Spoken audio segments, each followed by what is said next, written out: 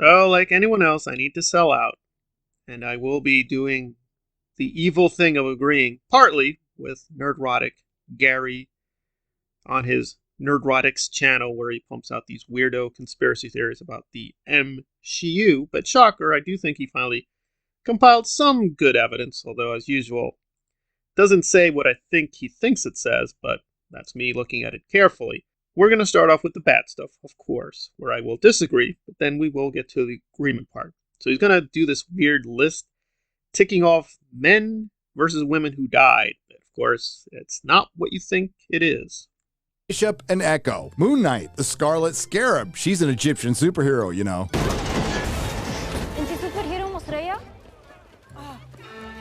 Slay!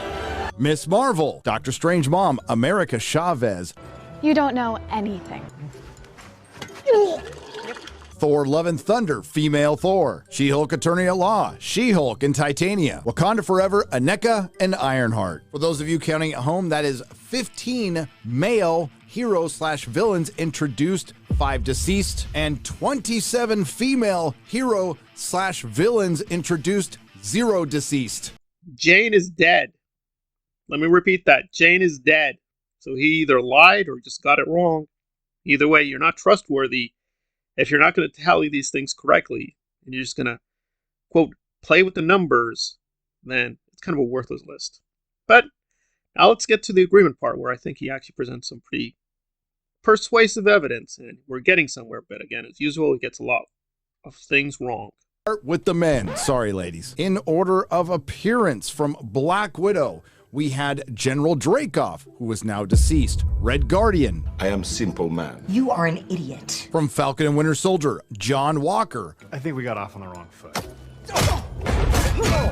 Looking strong, John. From Loki, Mobius, and Kang, who is now deceased, kind of. From Shang-Chi and the Legend of the Ten Bracelets, Shang-Chi and his bad dad, Zhu Wenwu, deceased. From the Eternals, Druig, Phastos, Kino, and Icarus. Well, I believe the name is not Kino, but Kingo. It's Kingo with the Eternals. I want to be fair. I'm not the biggest Eternals fan. I did like the film a lot. I actually defend it, but I don't agree with a lot of decisions they made. And I do like Jack Kirby's work, and I do know his work in many places. But the Eternals I'm a little weak on. However, the name I believe is Kingo, not Kino.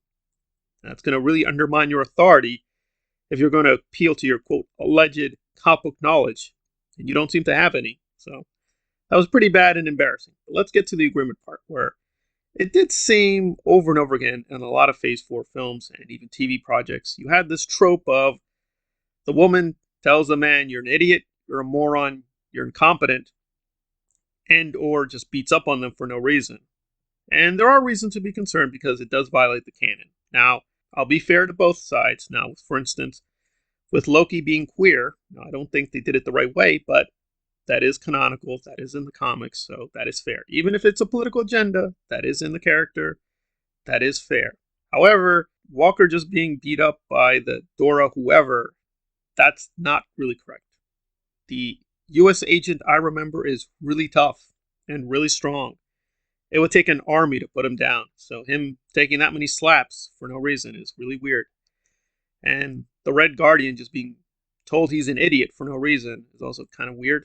They made him a clown for no reason. So now we're finally getting to some agreement that there definitely does seem to be this humiliation agenda.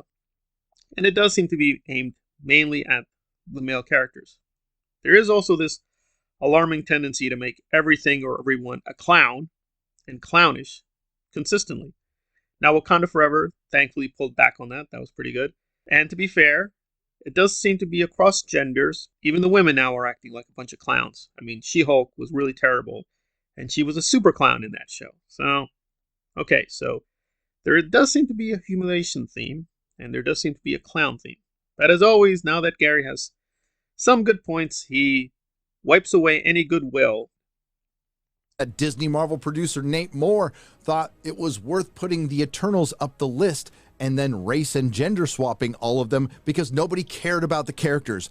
Think about that one for just a moment. Bottom line, virtue signaling by giant billion-dollar corporations is a luxury they can no longer afford. What's the MCU? Well, to begin with, it's just content for a platform made by pie charts, graphs, and analytics. The MCU is male characters being diminished and being surrounded by female character clones, outright degrading the male character to lift up the female character. To sum it up, the MCU is replacing men with women who act like men. Not a movement. It's not progress, it's risk-averse marketing. But this isn't a surprise coming from the company that convinced a lot of people to give Disney a lot of money to see Black Panther to quote-unquote fight racism. Very simple why Marvel succeeded in the beginning. They told a good story and they were able to adapt their own source material correctly.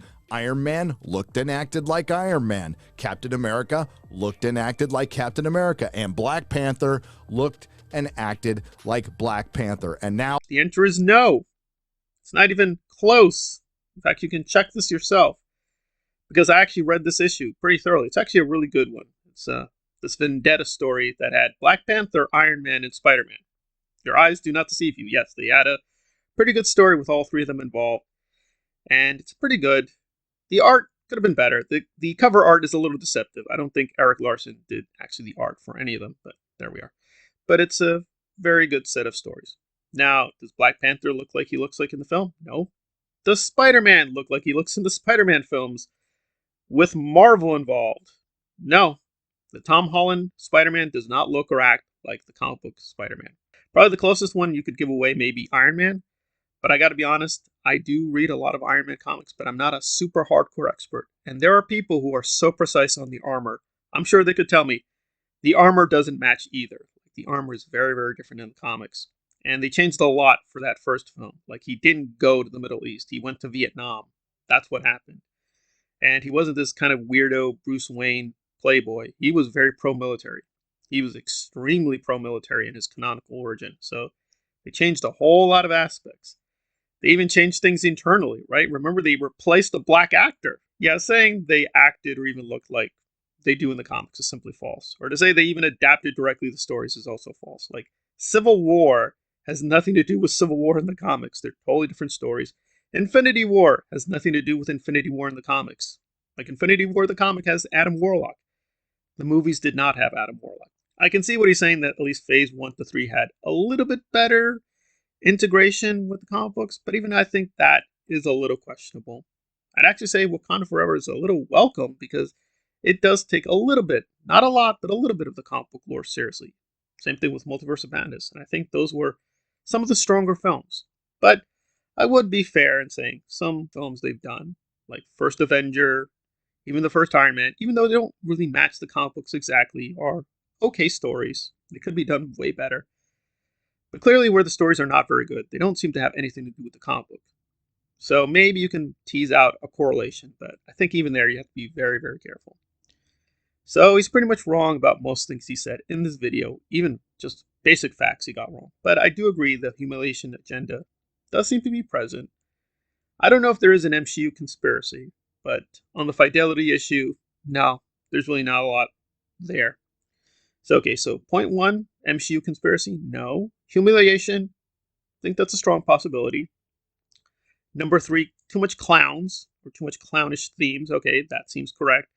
Number 4, fidelity, I think you can only say that by not knowing the comic books really well, or being very skewed and presenting the evidence, you might be able to say that, which Gary does regularly, so maybe he honestly believes this, but now you just have to live with the fact that phases 1, 2, and 3 aren't very faithful. They're just doing their own thing.